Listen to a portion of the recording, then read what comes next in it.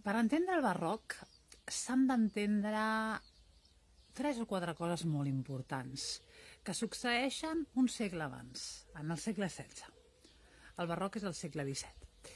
Quines són aquestes coses que capgiraran absolutament el món? Primera, la descoberta d'un nou món, el 1492, gairebé el 16, farà que les coses canviïn, no? El món no és com ens havíem pensat, com tampoc és el món que ens havíem pensat perquè Galileo Galilei, per exemple, i molts altres científics ens estan dient que la Terra ja no és el centre del món, sinó que és el Sol, no? Hi ha una revolució científica.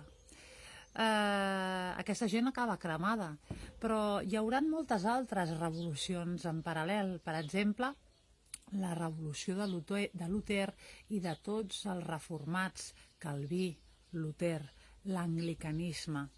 Tota aquesta gent ens dirà que potser hi ha altres maneres de llegir la Bíblia, que potser hi ha altres maneres de concebre la religió.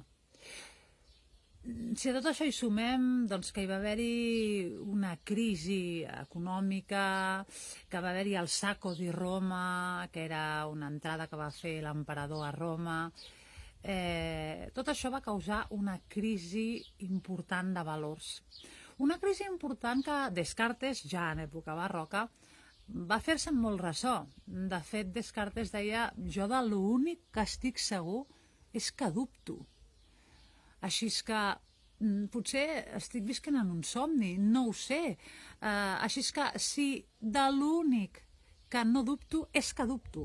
Per tant, si penso, soc. Cogito ergo sum. La filosofia del dubte serà la filosofia que començarà amb tot el barroc. El barroc serà una recerca permanent del mètode per conèixer el món. Descartes intentarà trobar un mètode.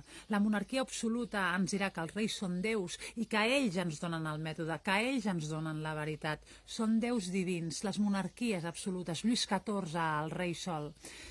L'Església, amb la contrarreforma, és a dir, la contrarreforma, contra Luter, s'estarà anys i panys per refer-se. D'aquí sortiran uns veritables legionaris que seran els jesuïtes, una gent que voldrà retornar la fe al món amb les missions, amb l'educació, les escoles, Sant Ignasi de Loyola, proliferaran els sants, els místics. Per tant, amb això vull dir que des de la política i des de la religió ens volen persuadir, meravellar, però persuadir sobretot. El barroc és un art de la persuasió. I per això les esglésies són com són miracles terrenals. Et volen ensenyar que elles tenen la raó. Els sants, moltíssims, en contra de Luter, que no hi creia. Els reis, els palaus, els jardins, les festes, et volen embaucar, et volen impressionar, et volen persuadir que ells tenen la veritat.